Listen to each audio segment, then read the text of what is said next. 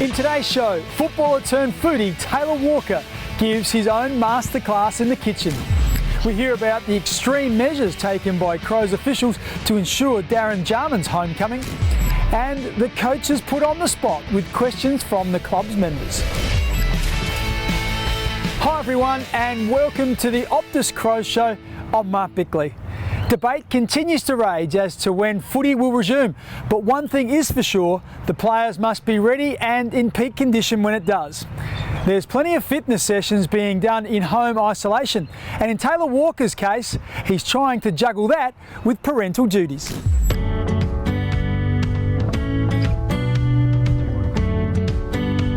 Trying to keep sane as much as possible. Obviously got a bit of a gym set up here at home, so we spend a bit of time in that, and then spending time with the family and little Hugo, who's 5 months today. It's been good fun. Certainly the 7 o'clock, once we put him down to bed, it's a nice bit of time for Elle and myself to sit down and have a glass of rosé or beer or whatever it is. Yeah, he's going well. He's starting to teethe a little bit, so he's a bit restless, and he's learnt how to roll onto his belly, but hasn't learnt how to roll the other way, so certainly gets a bit, it scares him a little bit, but no, he's going really well. He's got a great mother, and I'm just jumping on the bandwagon and enjoying the ride as well. We're program, we run twice a week. You can run 3 times a week if you want, so do that, and then I've got some weights and enough stuff in the gym to do some cross training and weights at home, which has been good to keep the body fit and keep as sane as possible. Got a bit of a tennis court set up here. It's more table tennis. You're not allowed to hit overhand, so Elle and I have been playing a bit of that, and we've been playing a lot of Uno, so we however many games we play throughout the day, there's a little scoreboard inside, so we've been doing that, and a bit of basketball out the front, and also trying to shine up on my study and assignments that I've been doing.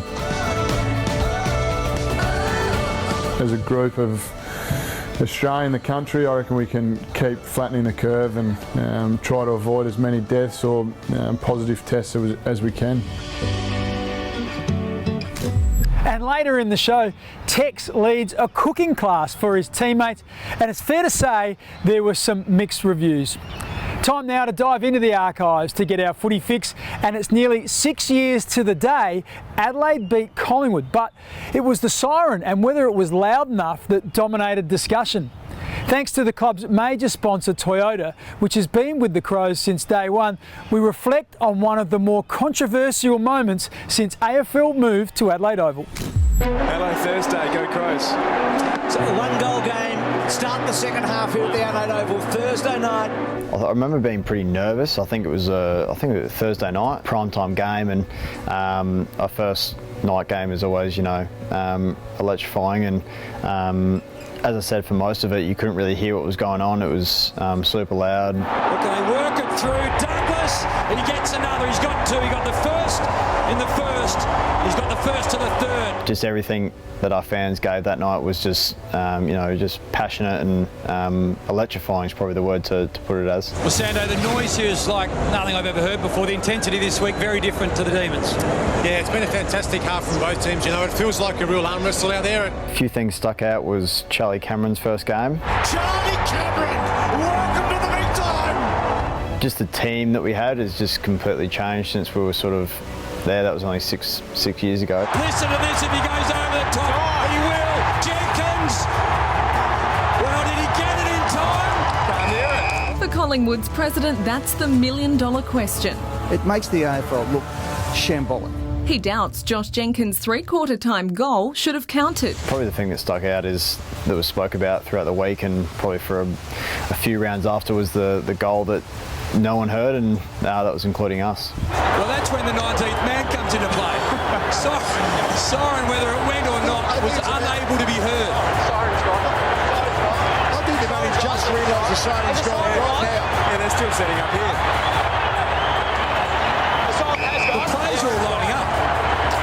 No one knows Sirens gone. The crowd was going absolutely nuts, like the whole game, and and we all started walking back to position, I'm pretty sure, and apparently the siren went and no one knew what was going on, and we were just standing around waiting, so it was pretty unique. That was obviously probably a pivotal point of the match, but just the electricity and the atmosphere of what it was like to actually run out there and play in front of the home fans, even against a big club like Collingwood, who usually have a pretty good contingent of supporters over there with their travelling party, but our fans were just gone nuts, and that hasn't changed all the way up until round one this year when they weren't there. So they're always very loud and passionate. The noise here is unbelievable. Did you hear the siren at the end of the third quarter?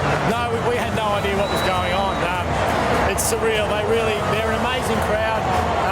The city's done a terrific job in the stadium that they've built, and we're very lucky to play here. I think we had 2 seasons, 2013, 2014, when we were right around the mark of the finals. I think we were playing pretty much up to the last round of working out if we could make it or not. So I think it was just some inconsistent performances. I think we'd win one, then lose one, then win one, then lose one. And I think that year we sort of had a few injuries as well, same as the back end of 2013. So I think we responded really well next year, and that was the year with Phil Walsh and a new coach, and we played finals then. So it was probably just a bit of inconsistencies. After the break, Adelaide's footy boss talks about the challenges of tracking your players' progress from afar.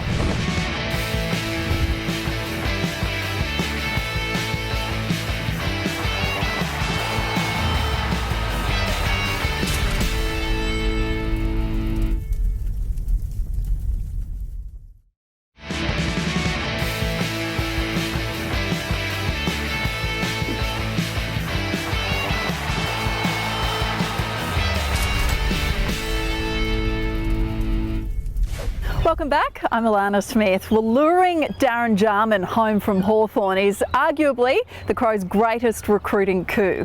He was instrumental in back-to-back premierships, and adding to the mystique is what Crows officials had to do to land his signature. It's time to unlock a story from the Crows Show vault and catch up with former CEO and Chairman Bill Sanders. And it's thanks to our good friends at Bendigo Bank.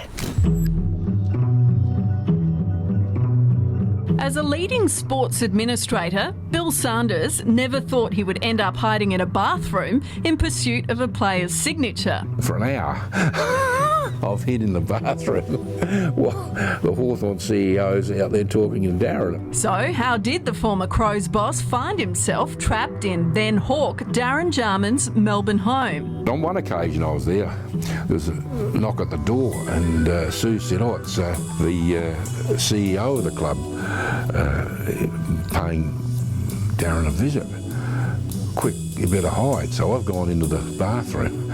Jarman, one of South Australia's most talented footballers, had played in Hawthorn's 1991 premiership side, and the Crows had always held hopes of luring him back home. It required secrecy and persistence. At least once a week I would go and visit Darren out at their place out at Kew, and it was always a covert operation because we couldn't let on to Hawthorn that we were interested in him. So I'd go to Darren's place, knock on the door, look around and sneak inside. Like any player trade, there was the need for plenty of wheeling and dealing. In the end, a 3-club swap of players and draft picks was required. It was probably one of the biggest trade deals, I think, that's ever gone down, and nearly had a huge complication at the deadline. Back-to-back premierships for the Crows, with Jarman playing a starring role up forward in both grand finals, meant all of the hard work was worthwhile.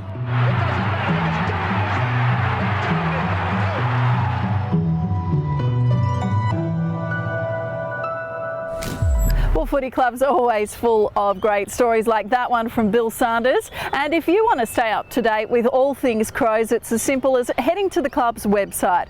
Whether it's finding out how the players are keeping busy or learning of the latest developments from the club's hierarchy. afc.com.au has everything you need. It's also well worth your while staying across the social media accounts Facebook, Twitter and Instagram. So make sure you follow them closely. Plus keep an eye on @The Crows Show on Twitter.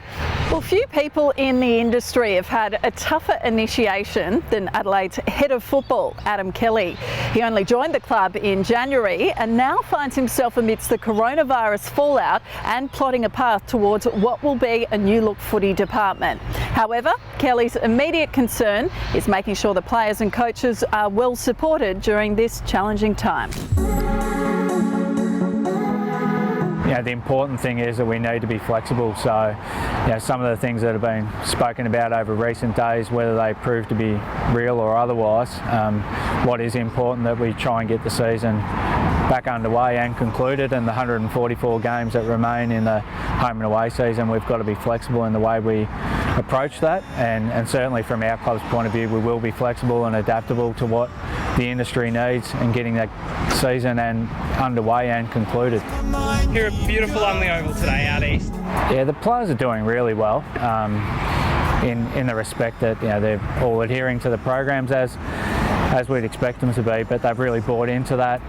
They're supporting each other, not only with the physical programs that they're completing, but also the connection that they're maintaining amongst each other. And to that end, I think we're doing reasonably well in what is obviously challenging with the isolation that we're all dealing with. The players have engaged in that really well. I think the most important thing, whether it's from a playing point of view, a coach's point of view, or whether you're a member of the administration team in the footy department, is what can you do now that's going to make you better when we come back. So to that end, we've got a lot of people who are looking into professional development, online learning, the sharing of match day vision and better educating our players through this period. So I think that's the approach that we're taking, making sure that we're utilising the time to grow as individuals, so that when we come back together as a collective, we'll see the benefit of that.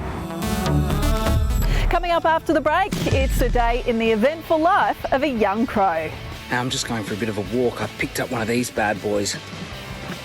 A nice latte, very yummy. Ben Keys likes these, so shout out to Ben for that.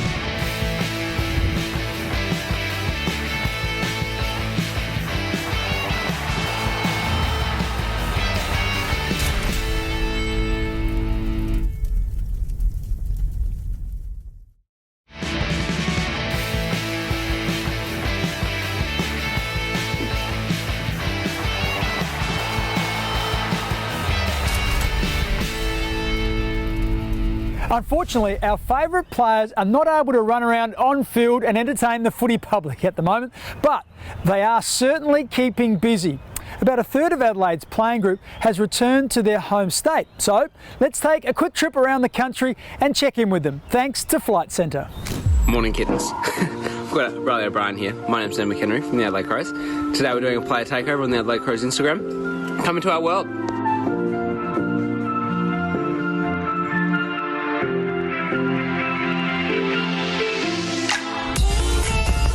Here at beautiful Unley Oval today out east. Just finished up the session I trained on. Better, how'd it go? Yeah, well, mate, kept up with me. Kicked the ball extremely well, I thought. Mattaboy, mattaboy. Alright, all the training's done now, so we can get on to the fun activities. I'm just going for a bit of a walk. I've picked up one of these bad boys. A nice latte, very yummy. Ben Keys likes these, so shout out to Ben for that. Just wanted to tell you all a bit of a joke. What's the worst thing a Port Adelaide supporter can say to you? Howdy, I'm your new neighbour. Just went for a bit of a swim, freshen up, and gonna give my grandma a buzz now. She's a rascal, so gotta check up on her. But thanks very much for letting me take over the Instagram today. Thanks for listening, and yeah, see you next time. They might be scattered across the suburbs and the country towns of Australia, but like any tight-knit family, the players are coming together once a week for dinner. Each Thursday night, they are taking in turns of hosting a cooking class through video conferencing platform Zoom. Taylor Walker has had his shot, albeit trying to convince his teammates that a breakfast dish belongs on the dinner menu. There it is. Have a look at him. Sloaney. Sloan dog. How we doing? Good, you cooking tonight? No, I'm not eating breakfast for dinner. It's all good. I'm here to watch it. I'm keen to see what sort of omelette TEX'S is doing.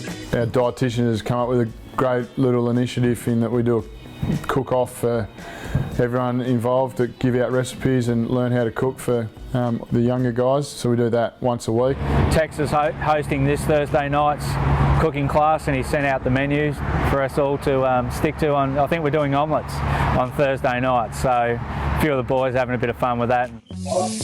While you got a bit of time, you can whisk your eggs and then let them sit. Yeah. Why do you let your eggs sit, Tex? Oh, just because you can, I think. No real science behind that, Kel. So are we glad wrapping it and putting it in the fridge for brekkie tomorrow? Good call, Murph. That's one of your better ones. Make the most of the circumstances that we've got, and I guess that we're all becoming a little bit more technologically savvy over recent times and learning about what a Zoom meeting is and the benefits of using Microsoft Teams to stay connected. To keep the Omni together, put the plate to the... Ooh. Gee, tell you what, I'm pretty happy with mine. His is folded, that's right. If you've got a spare avocado, you can put that in, or you can use a... That's your fourth ingredient that wasn't on the ingredient list. Yeah, agreed. Wait, which one? Yeah, that's me. Jolly's. Jolly, that's unreal. What do you reckon? Well, I should start my own cafe. There's more to come after the break as Matty Nix answers questions from Crows members.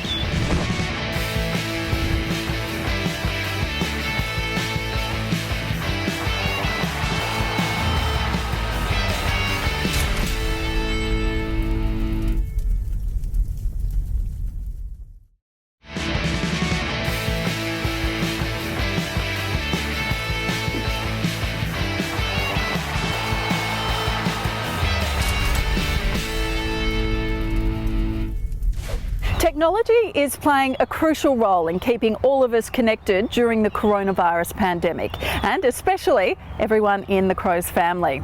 Fans have no choice but to rely on social media to voice their support or get their message across. And thanks to Optus 5G, we thought we'd highlight some of the most passionate.